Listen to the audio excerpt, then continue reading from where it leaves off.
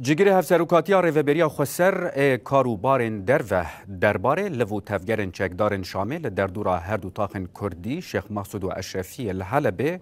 او آستنگین که چکدار لسریا دیر حفر و حلبه داج شنیان را دردخن آخوی او گود حکومتا دمکی یا شامه برنگ کی وکری اتفاقا یک نیسان بمپیده که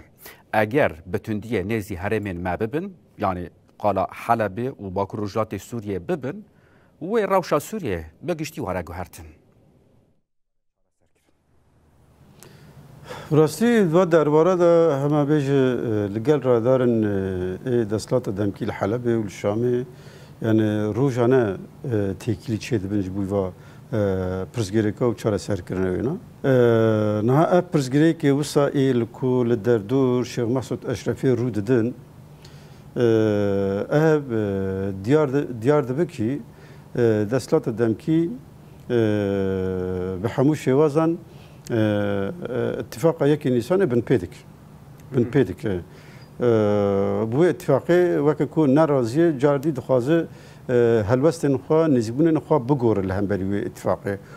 او بو کو یعنی دوی کی دستلات دمکی بخوا یعنی گارانتی بده کو جیان هر دو تاخان نکه خطریه دا یعنی تم دیالوگ هبه فقط اف تبگر داویه ای چک داران ای وان بخوا لدردور هر دو تاخان بن پیکرنه که وکیل جوی اتفاقی ران یعنی دوی ام بنا فهم بکن یعنی آلمانجا و چیه یعنی متخواز اتفاقی خراب کن اون به اتفاقی نرازینه يعني وند خازن